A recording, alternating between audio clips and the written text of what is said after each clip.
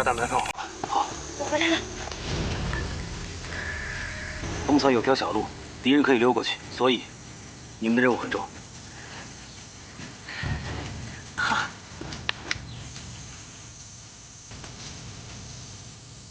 小心点。放心吧。三儿，机枪带上。啊。走。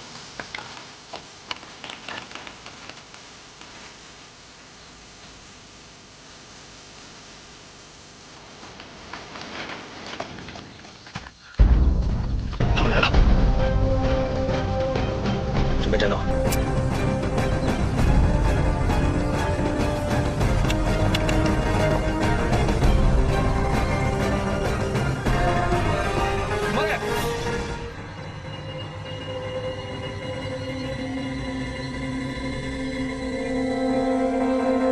4人出せ。調べさせろ。はい。お前ら4人見てこい。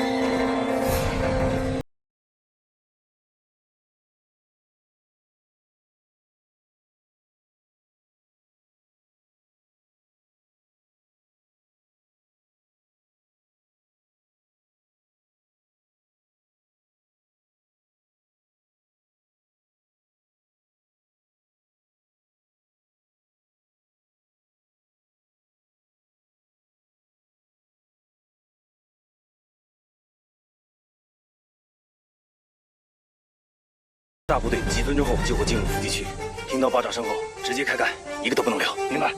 速战速会。是。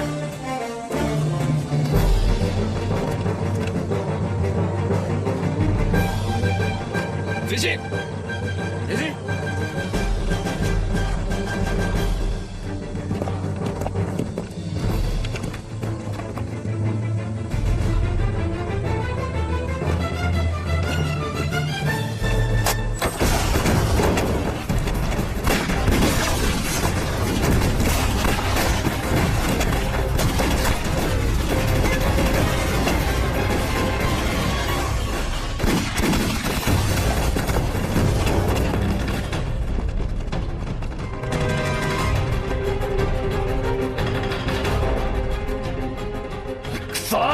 防御準備ができてしまったようです。どうしますか？人数は少ないはずだ。小隊を1本連れていけ。いいか？交代援護で徐々に行け。はっ。报告队长，都看到了。告诉同志们，鬼子要组织进攻了，确保自身安全，注意隐蔽。是，注意隐蔽。是。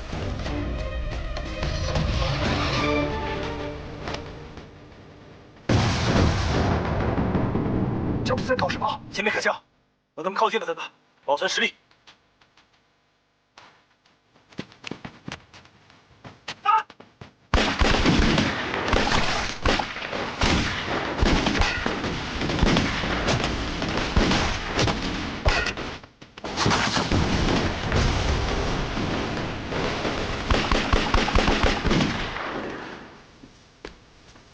成了，把机枪架过来。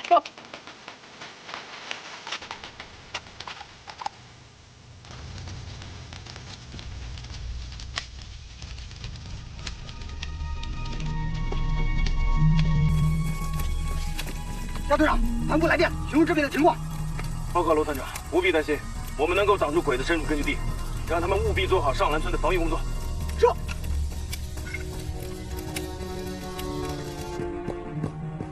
大佐殿、新四軍の戦闘力がここまで高く、銃砲にも長けているのは本当に予測できませんでした。いや、普通の新四軍ではなく、戦闘力から見ると。たとえ福井士軍の特攻隊と比べても相当なものだ。相手は新士軍の最強特攻隊のはずだ。それでは大佐、短時間で攻略するのは難しいでしょう。このままでは勝機を失ってしまいます。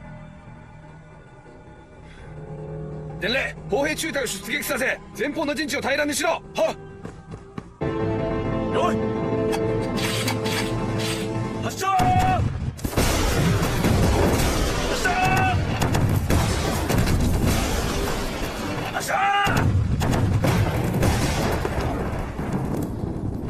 风暴挺厉害，咱们要不要支援他？不行，万一敌人从咱们这儿偷袭，后果不堪设想。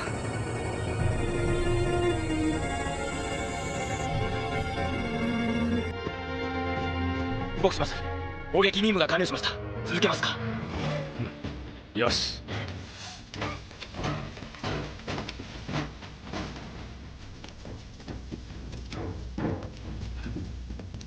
报告，跑过来电，大部队集结于上南村，3个小时之内可以完成布防。罗团长询问是否需要增援。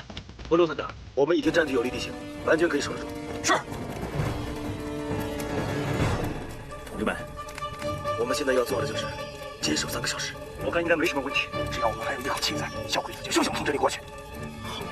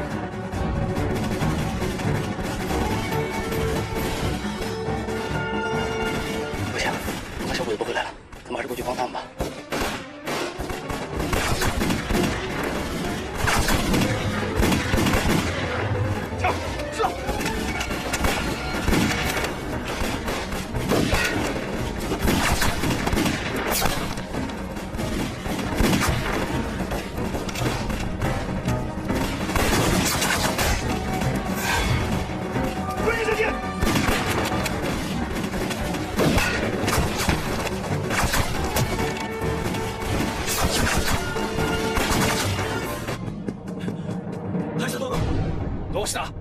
敵軍の火力から見ると我々の砲撃は大して敵に効いていないようです。何？バカ！落ち着いてください。福石君、今戦っているのは光栄突撃隊。光霊突撃隊。そう、敵の頭目はシャーアンコ。カハン国、そいつは知ってる。かなりずるいやつだ。我が秘密基地も奴に潰された。山木課長も宮沢教授も彼に殺されてしまった。福石君、奴を平府京で殺したんじゃないのか？おそらく生きています。君なら奴とどう戦う？私の調べで陣地の東側に野良道があります。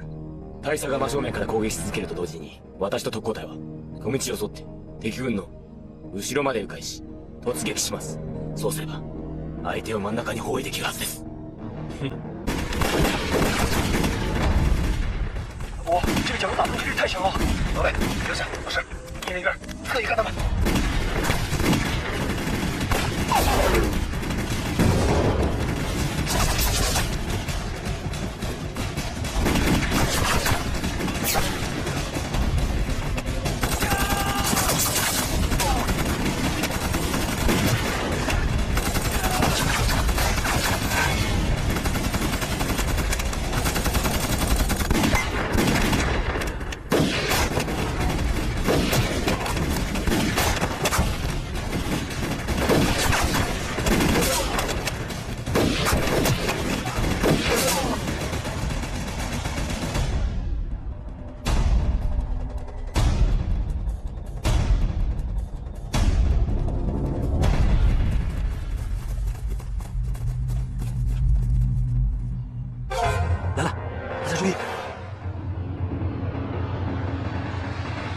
前方には待ち伏せもなく、そこから攻めませんか？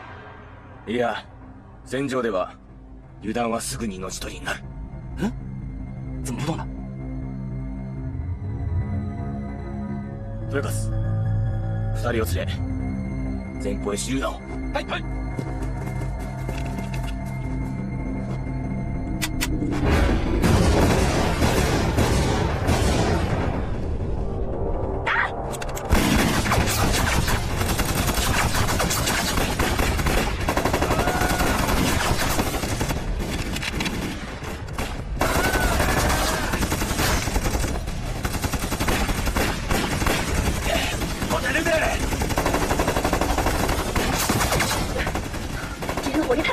这帮人是崔氏的行动队。行动队？上次黑虎峡伏击你们的也是他们。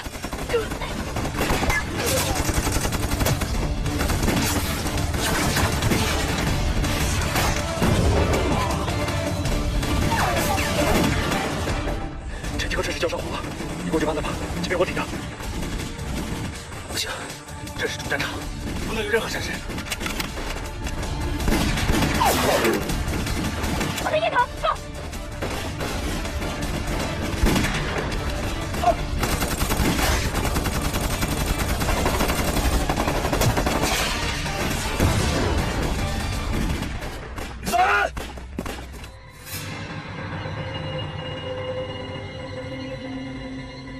兵力は連ほどもなく2時間も食い止められたなんて。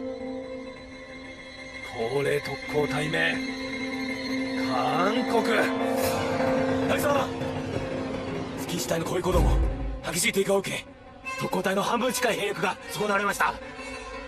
福井氏、昔から傲慢で自分のことを聖人の精鋭と思って高齢特攻隊に面してはそれだけなもんだ。彼に頼っちゃダメそうだ。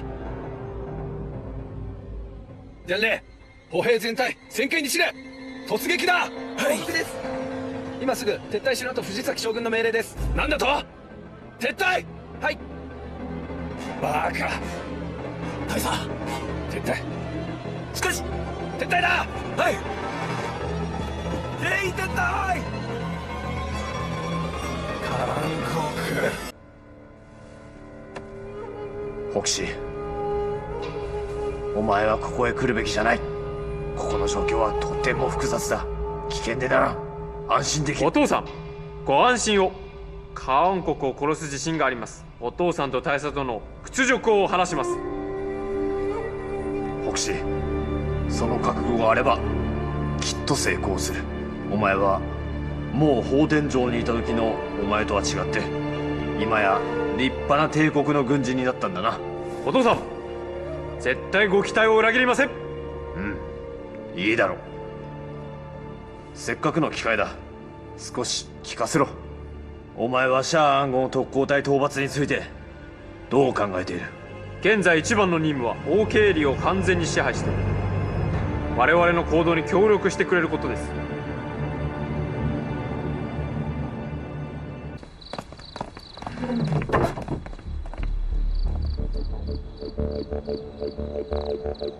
几位干什么去？出去溜达溜达，咋的？不行啊？夏队长，我是不是也应该参加这次任务？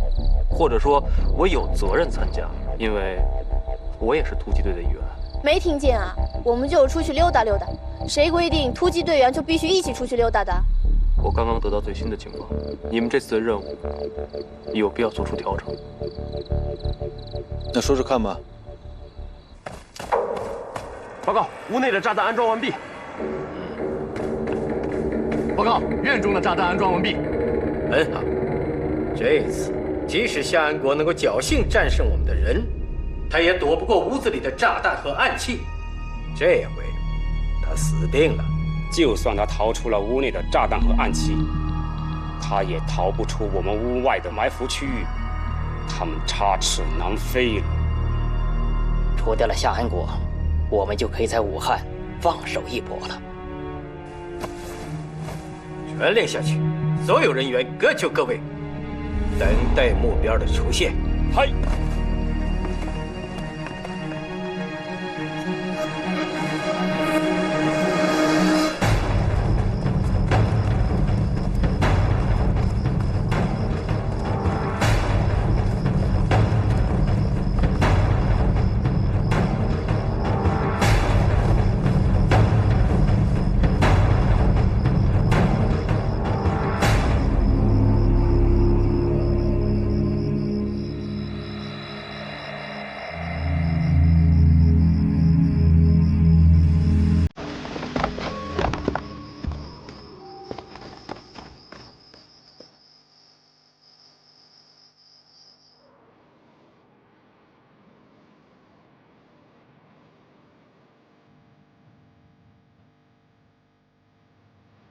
爸爸，怎么还没有动静？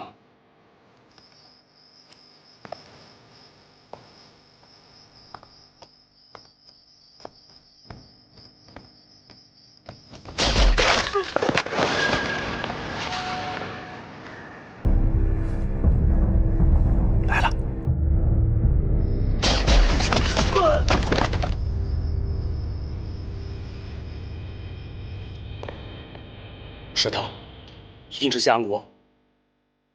他的同伙肯定就在附近接应，看来我们的计划马上就要实现了。大总要是知道我们把光影突击队全部消灭，您说他该有多高兴呢？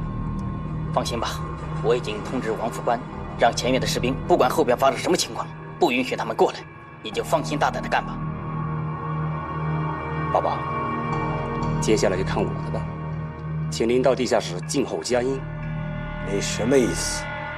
你的意思，你的爸爸已经老到那种程度了吗？不，爸爸，我要送给你一个惊喜，请答应我，暂时回避半个小时，半个小时以后，您一定会看到您最希望看到的结果。王先生，请陪我的父亲到地下室休息一会儿。为师说的对，既然事情已经在掌控之中，就没有什么可担心的，你就满足孩子这个小心吧。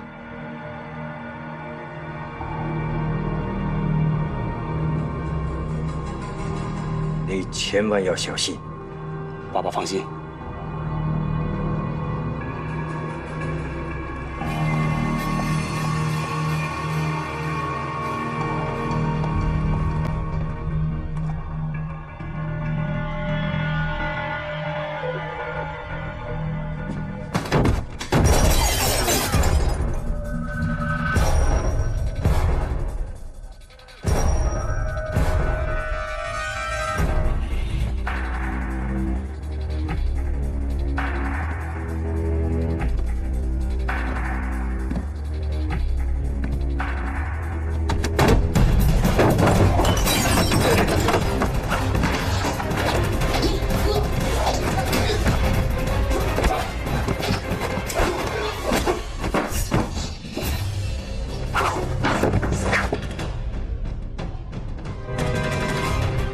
给他们玩玩。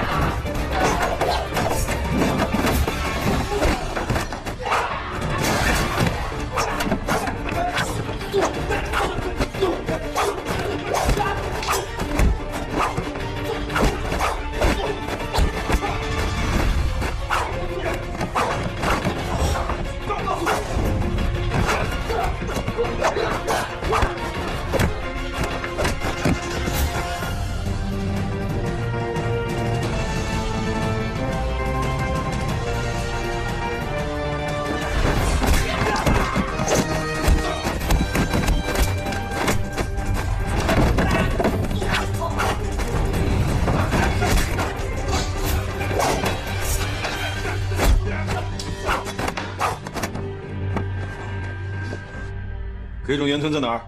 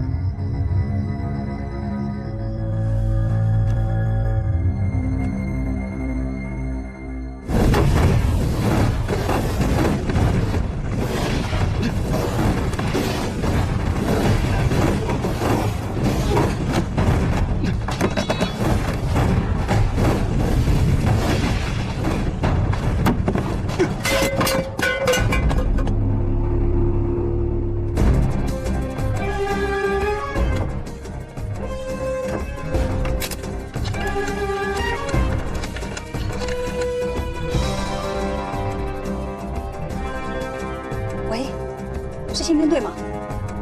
城防后勤处王建义家中发生意外情况，请马上过来。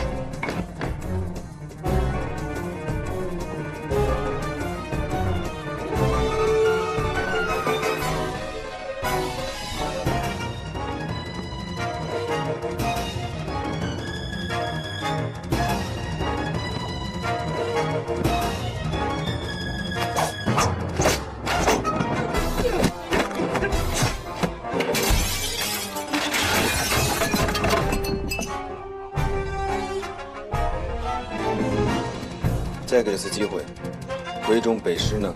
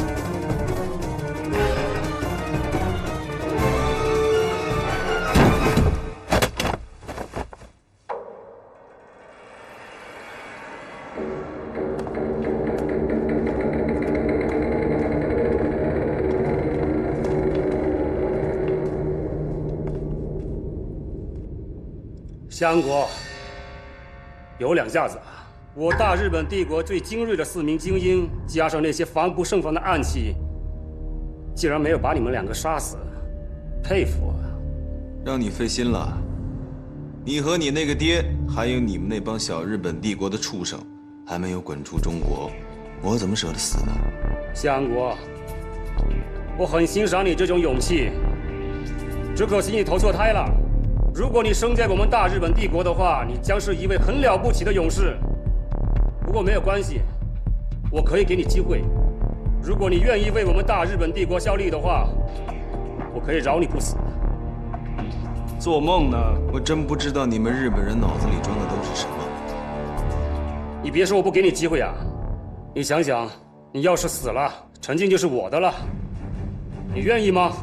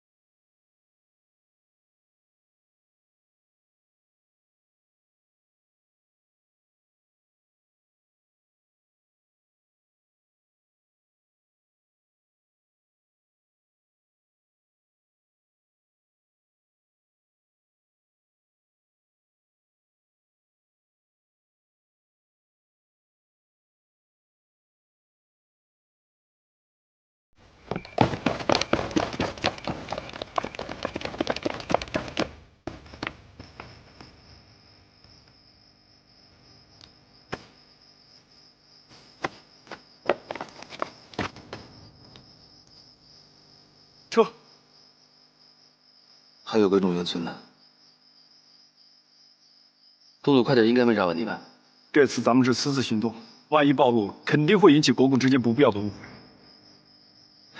你带他们先走，出什么问题我自己负责。用不了一会儿，这儿就会被包围的。都多大了，还用屁股思考问题呢？你们谁愿陪他疯，谁去。我回去睡觉。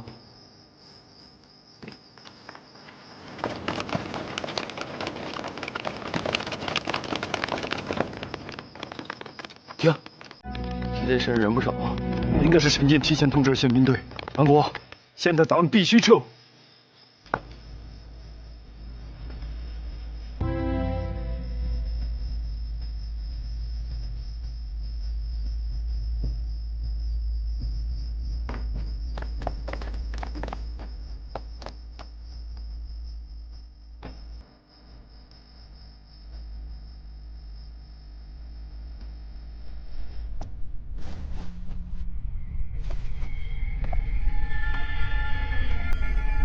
炸弹没有爆炸，这说明夏安国和他的人已经死在了我们队员的无声手枪之下了。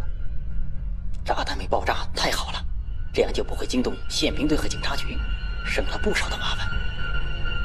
好了，已经半个小时了，我要去看看北师给我的惊喜。快！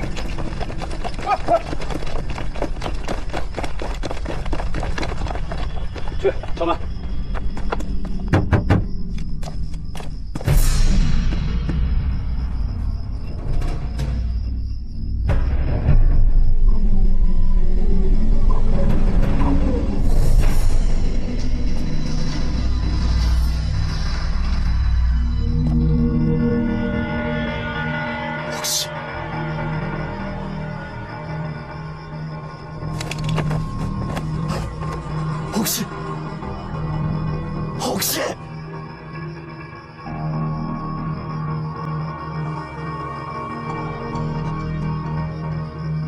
爸爸，接下来就看我的了。我要送给您一个惊喜，半个小时以后，您一定会看到您最希望看到的结果。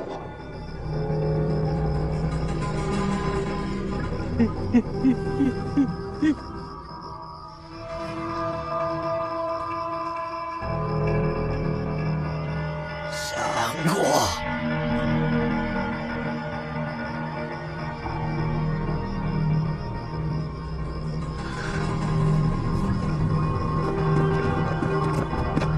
师长，宪兵队高队长还有警察大队王队长带人来了啊！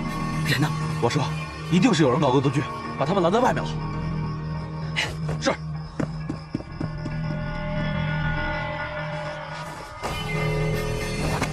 太君，太君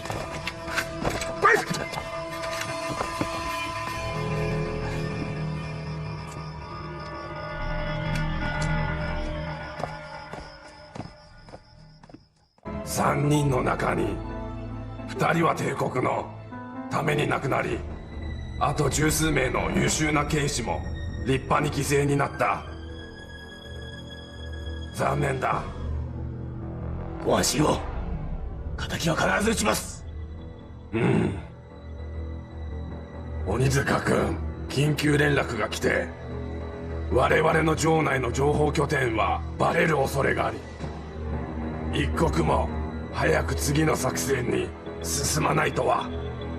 隊長、どのように作戦を進めますか？まだか。岡村将軍から増援部隊と物資供給がいつここに着くのか。報告。入れ。敵の車両を発見し、こちらに急速に接近中です。全員警戒準備をしろ。基地がバレないように万が一以外決して発砲するな。ご安心ください。行くぞ。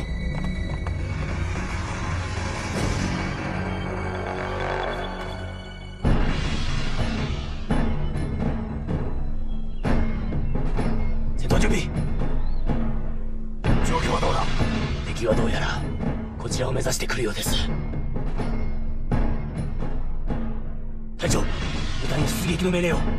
いや、少し様子を見てみろ。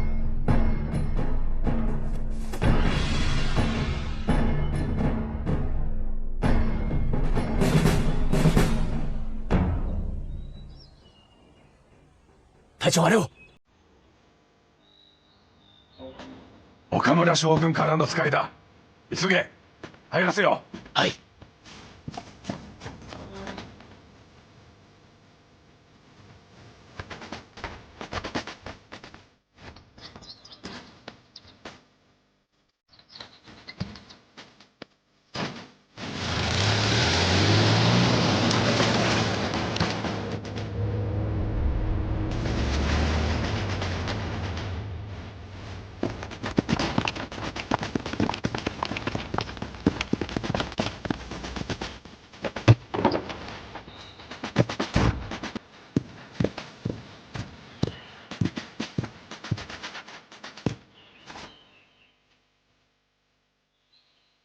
这次行动之所以能够顺利完成，三儿和高龙的情报功不可没。其实也没啥，就是花俩钱交点朋友的事儿。老师，你可听见了啊？我管你借钱是给突击队办事儿，账管他要去。什么意思啊？你小子是想赖账是吧？什么？本来就公事儿啊。没问题，你的钱算公务开支。不过后边还有更重要的情报，你可给我盯仔细了啊！放心吧，活到猪头赖，钱到事情办。我找那几个小子，就认钱，只要给钱，眼睛瞪得比谁都大。你这都什么酒肉朋友啊？就知道要钱。小屁孩，你知道啥呀？这叫蛇有蛇路，蟹有蟹道，知道吗？行了行了行了，大家都懂啊。虽然我们一直没有查出眉目，但是我可以确定，郑雄在城外一定有秘密据点。这个据点不仅是为了对城内制造恐怖气氛、扰乱民心，还会酝酿更大的动作。那我们就到城外去找，把他的老窝找出来，一锅端了。城外山区面积那么大，不好找啊。如果弄不好，会引起鬼子的注意，让他们藏得更深了。不管他们耍什么花招，他们的最终目的还是要配合日军攻占武汉城区，所以他们的活动重点还是在城内。只要我们提高警惕，不放过任何一个疑点，他们一定会露出马脚的。从现在开始，凡是通往王建立家的各条街道，都必须在我们的监控范围之内，不要有任何懈怠。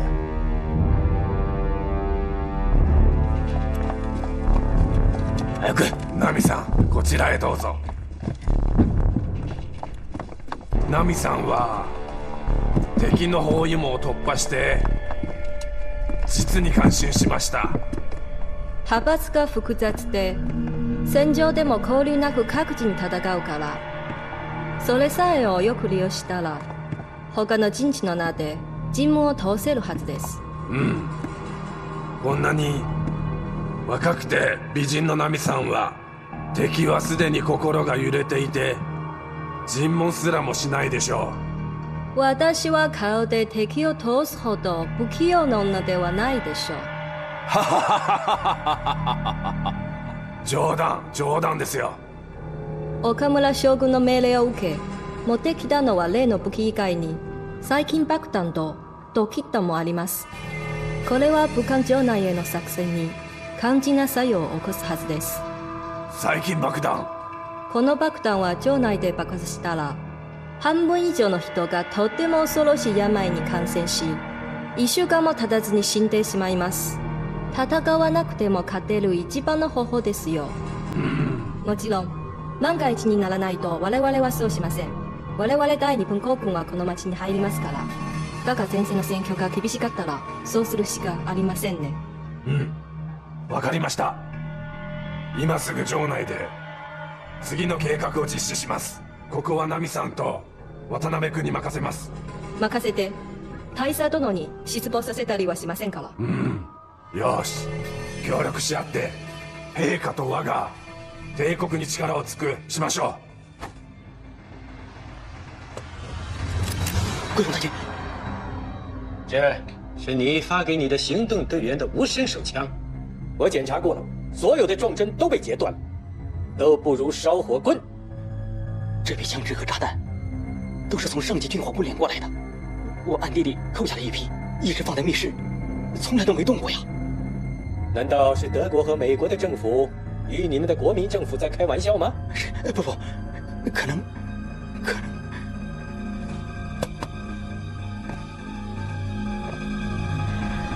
王先生，我和郑雄大佐到现在为止，对你的忠心没有丝毫的怀疑。多谢，我一直是效忠皇军的。但是，你的部下和你的家人当中，肯定有内奸出卖了我们。这批枪支和炸弹是王副官负责操办的，难道是他？不可能，相册上的封条我看过，完好无损。王副官对我也是忠心不二的。不管怎么说，这其中一定有问题，所以我们务必千万小心。另外，郑雄大佐明天就要到了，你马上做好下一步的行动准备。是，夏队长，长蒙突击队慷慨解囊，给我的弟兄们家属一个圆满交代。今日特来登门拜谢。高队长太客气了，在一起打过鬼的就是亲兄弟，兄弟之间，这一点算得了什么呀？可惜党国大员们不这么想，国难当头，他们却仍醉心于党派之争，家不和，邻里戚啊！虽然日军日渐迫近武汉，但城内秩序逐渐恢复，空袭的次数也减少许多，这都是夏队长和光影突击队的功劳啊！高队长，有一件事情还望帮忙，有什么需要你尽管说就是。从敌人屡次在城内搞破坏的地点来分析，我断定他们有一条秘密通道直达城外。虽然还未找到出口，但是范围应该在这一带。种种迹象表明，敌人接下来会有更大的动作。突击队人数有限，希望宪兵队派出部分人员支援，在这一带秘密布控。没问题，这个我来安排。24小时不间断巡逻监视，只要鬼子露出苗头，绝对不会放过。那有劳了啊！夏队长，你也忙，我那里还有事情要处理，那就希望咱们合作愉快。告辞。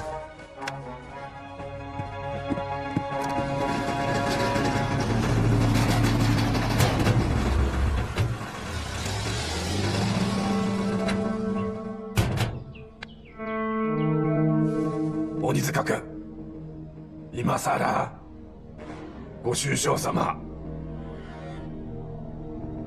日立君は立派な帝国軍人だ。国のために犠牲になるのは誇りである。やるべきことは分かっております。大佐、ご安心を。王队长，我需要的东西准备的怎么样？都准备好了。我特意找四海土木工程公司董事长魏华谈天说地，2瓶酒下肚，他就神志不清，说出了这些话。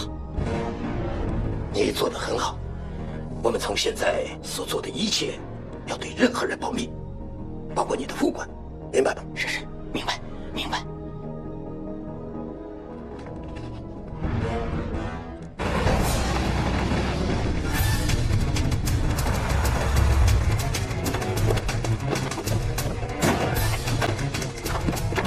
别看他们，给我！来干什么？你是魏华吗？我是。怎么了？开车！你们凭什么抓我？我犯了什么罪？你们凭什么抓我？凭什么？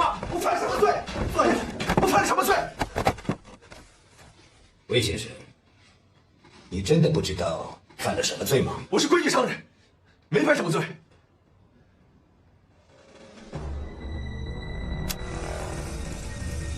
什么狗屁党国，纯粹就是家国。那些头头脑脑一个比一个肥，正经该出的钱却拿不出来。这次城防工程，老子垫了30多万，家下都快掏空了。结果去城防司令部，去军事委员会，去后勤部，鞋底都磨穿好几双，愣是推来推去拿不到。这叫什么事？一起愣膀子，老子把图纸卖给日本人，叫这帮人也不得安生。这些话是你说的吗？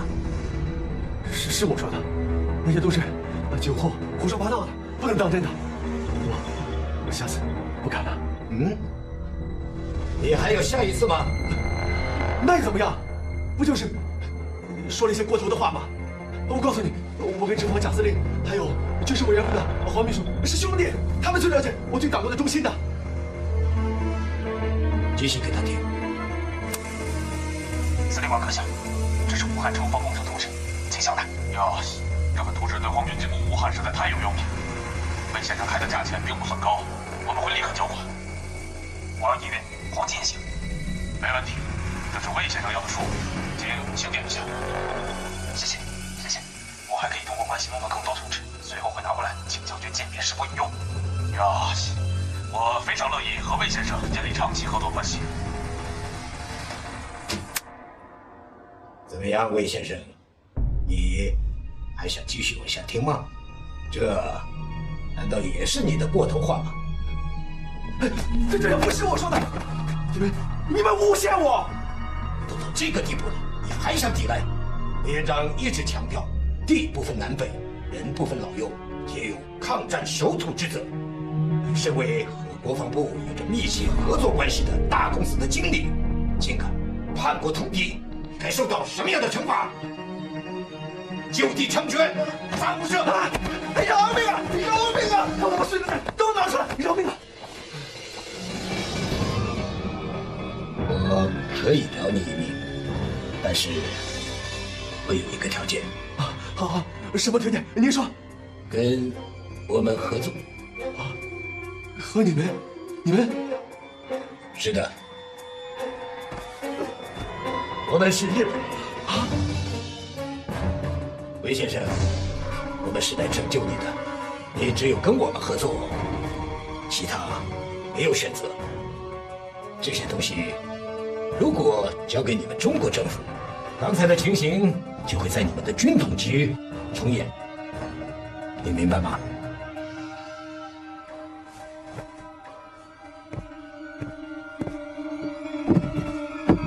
这些东西是送给你的，也算是你和党国政府交往时期的补偿吧。你们需要我做什么呢？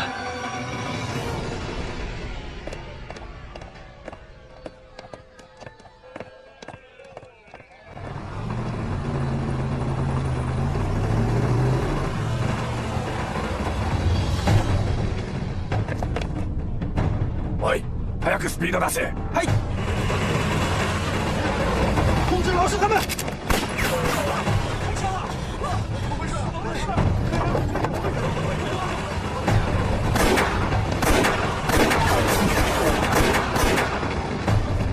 早く前に回れ。はい。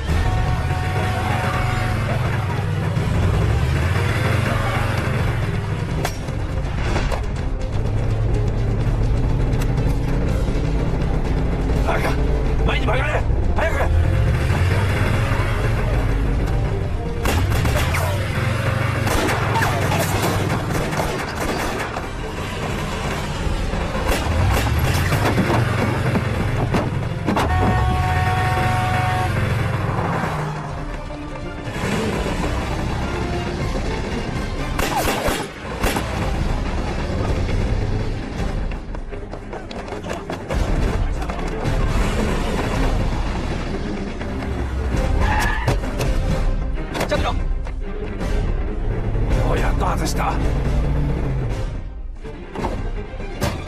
追上那辆车，快！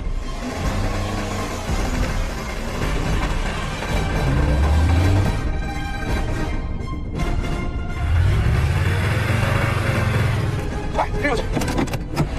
哦，早く早く！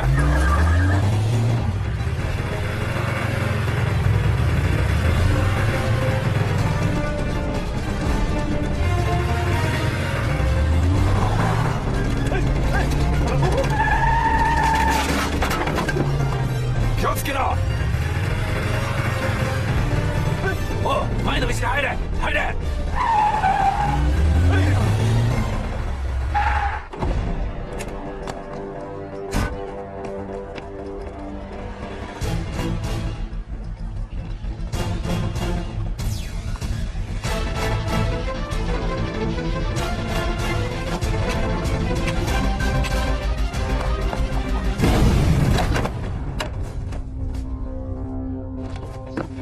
夏队长，你没事吧？小鬼太印象了，幸亏你经验丰富，这要换别人，还真中了小鬼的招了。通知弟兄们封锁这一带。好。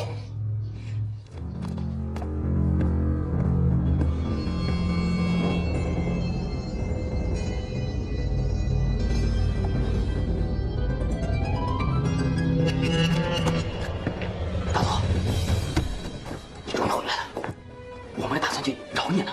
发生了一些小状况，但还不至于有生命危险。大佐，您不该亲自去为华家谈合作的事情，是不是这个家伙反悔了？在来的路上，我遇见了夏安国。啊，他认出你了吗？也许吧，我花了很大的力气才把他甩掉，但是我们损失了一辆汽车，现在必须马上实施我们的计划。王处长，你立刻通知苏月明，今天晚上来这里做客。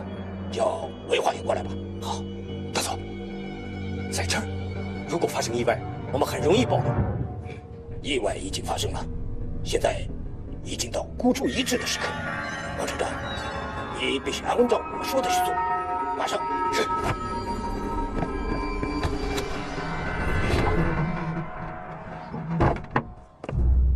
绑王建立家最近有什么动静吗？没什么动静，一切正常。没有郑雄或者其他人进入吗？没有，绝对没有。我找那帮人眼睛毒着呢，别说大活人了，就是他家飞个苍蝇我都能知道。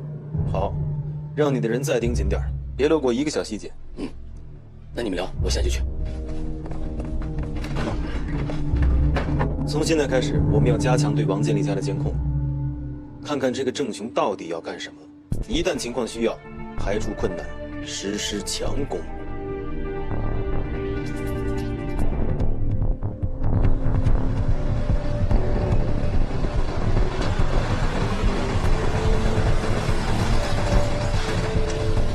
记着点车牌啊！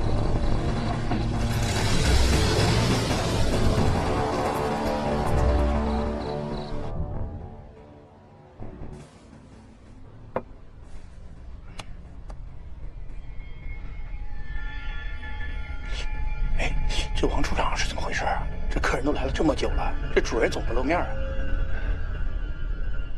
也许是另有客人吧。温先生说的很对，王先生正在陪客人，就叫我这个客人，哈哈，先来陪陪你们了。哦，您是？啊，有缘之人，相逢何必相识呢？苏经理，对吧？这位是郑雄先生。日本人？日本人没有那么可怕吧？苏经理，你曾经在帝国大学深造，一定认识一个叫浅田敬一的教授吧？浅田是我最敬佩的恩师，他在生活上和学习上都对我是多加照顾，尤其是机械学方面，对我更是悉心栽培。可以说，没有他就没有我的今天。怎么，您认识他？浅田敬一教授其实是我最小的舅舅。我也曾经听老师说过，他有个外甥，比他就小了几岁，只是一直没有机会见到。没想到是您，失敬了。不客气，坐吧。浅田老师现在怎么样？身体还好吧？他很好，只是气喘病常常发作，不能出远门。不然，他也许很希望到中国来看一看。不过不来看也好啊。如果他看到中国的现代工业如此落后，他一定会非常失望的。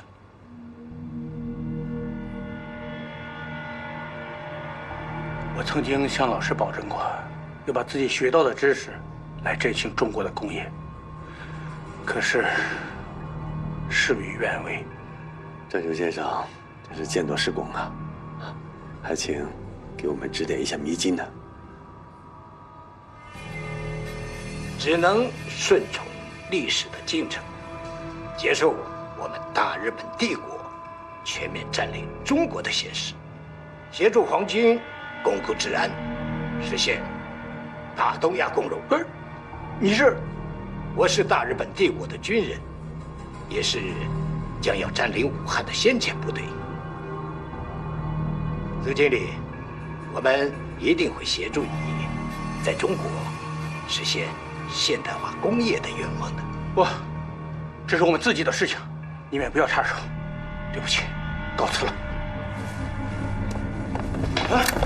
你们干什么？苏经理，你既然来了，在我们的谈话还没有结果之前，你认为你还能离开这里吗？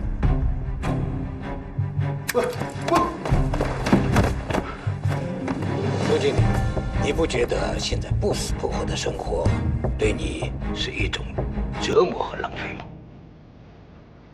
只要你忠诚地和我们大日本帝国合作，我保证，在皇军进入武汉以后，我们会帮你的公司引进先进的设备，成立先进的现代化工厂。如果你不想留在中国，我们可以把你的全家送往日本，和浅田敬一教授继续你的研究工作。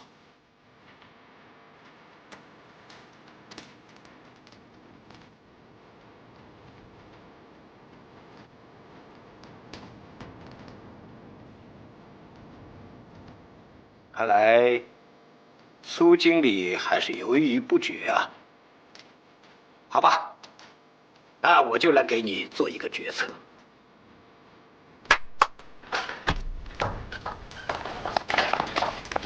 you？ 瑞贤，你怎么来了？是王处长给我打电话让我来的。看来王建立也是你们的人了。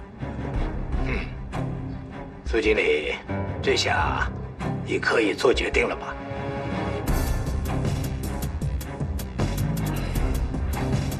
说吧，我能为你们做些什么？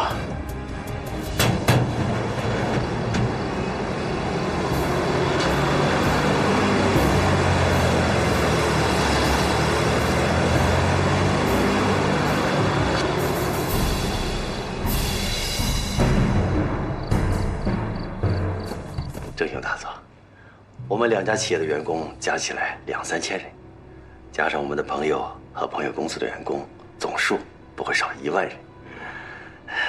在武汉城内折腾起来，气势绝对够宏大。很好，我会给他们马上分发武器，而且把你们骨干人员的名单立刻上报给冈村将军，将来为你们论功领奖。多谢多谢。对了，还有一个重要情况，我家附近新近搬来一户人家，主人叫黄振，富家江浙一带，在工商界也颇有影响，值得皇军利用。而且他的堂弟现在担任国军师长，正在大别山一带与皇军作战。如果能把他，这个人非常重要，我想明天去会一会他。查清楚了，第一辆进入王建立家的是华晨实业公司经理苏玉民的车，第二辆是四海土木工程公司经理魏华的车。他们和王建立之间有业务联系，出入王家也是合情合理。但是苏玉明进入的时候加上司机只有2个人，出来的时候却多了2个人，这就不对了。还有，苏玉民的妻子随后也进入了王家，这也不太符合常理。我们可不可以假设，郑雄像拉拢王建立一样，也正在试图拉拢苏玉明和魏华呢？也许郑雄已经得手了，只是他拉拢这2个人有什么用呢？当然有用，他们手下有数以千计的员工，掌握着城防工程和武器装备的机密情报，足以让鬼子掀起对城内的动乱，策划对城外的进攻。这就是郑雄要实施的重大计划了。对，咱们必须把郑雄这个恶毒的计划消灭在萌芽之中。苏玉明和魏华是否投靠了郑雄不得而知，现在只能实施监视措施。王建立在郑雄家这个老巢，不能任由其发展下去了，必须除掉。可是目前国民党政府并不认可王建立叛国通敌，而且刘主任也未必同意咱们这么做。是啊，国民党政府官员之间盘根错节，要想正面对王建立下手，阻力非常之大。在郑雄的大体计划明确之后，所谓放长线钓大鱼的意义已经不大了。不管怎么样，不能让这个毒瘤再生长下去了。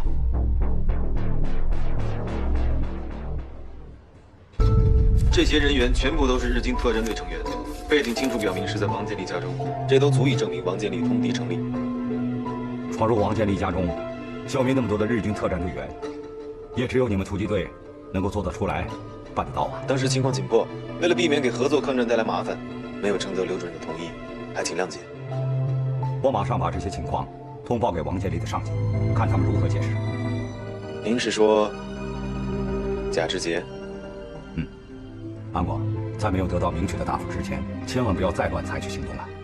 投鼠忌器，以大局为重啊！我知道该怎么做了。日本人的计划已经基本明确，以王建立家为中心，策反和拉拢城内有实力的人，让他们进行暴动，以策应城外日军的进攻。王建立已经对5号有所警觉，我们对王建立的监控越来越力不从心了。我觉得可以对他采取行动了，不然的话，养虎为患，夜长梦多。我尽快把情况汇报给局座，请他定夺。好。14万人齐卸甲，更无一人是男儿。这是五代时期花蕊夫人所作的诗句，后人常用“更无一个是男儿”，以激励国人不可丧失志气，宁可为国捐躯，也不可投降敌人，做亡国之奴啊！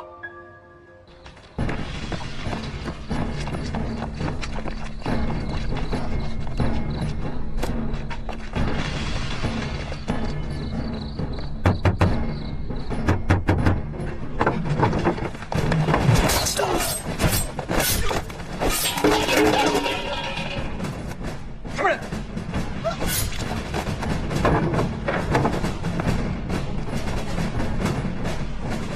你们是什么人？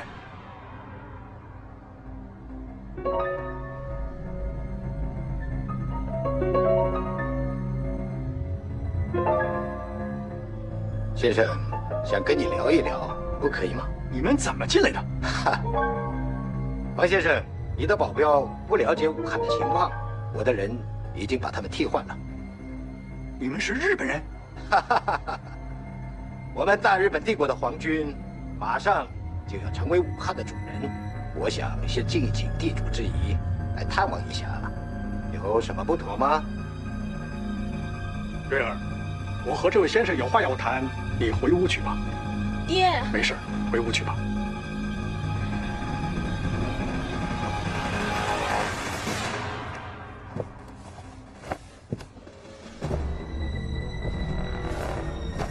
我刚从外地搬迁过来，对此地人生地不熟，你找我有什么事吗？黄先生谦虚了，我觉得黄先生是一个爽快的人，我们就直话直说了。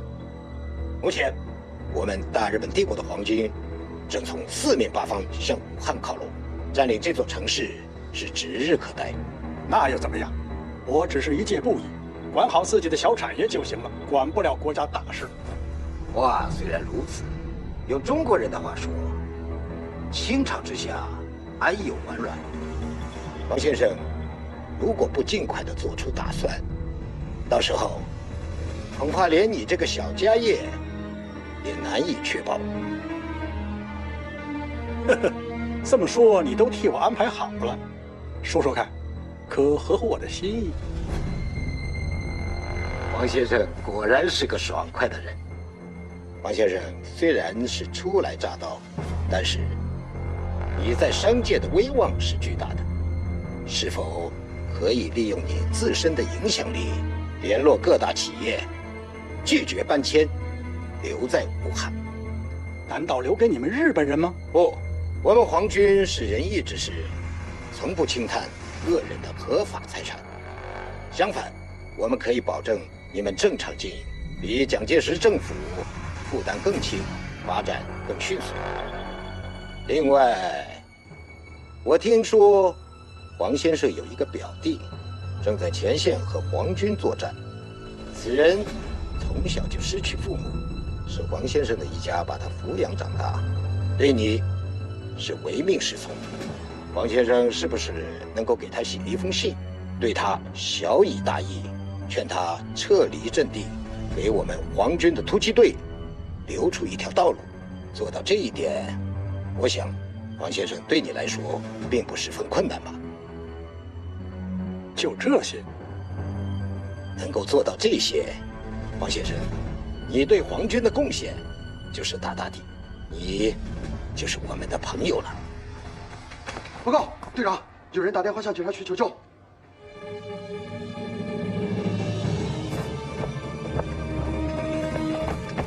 干什么？要干什么？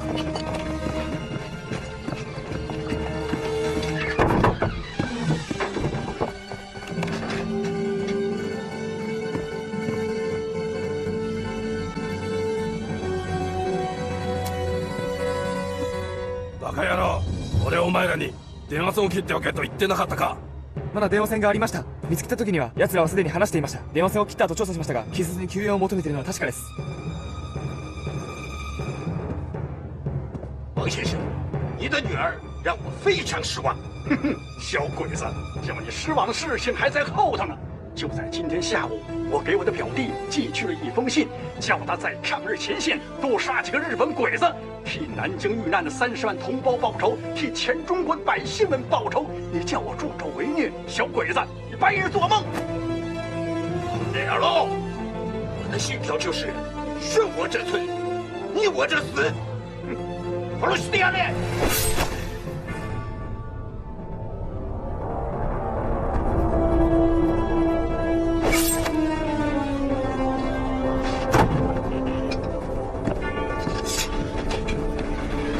全ての部屋を調べろ。奴の娘以外全員殺せ。はい。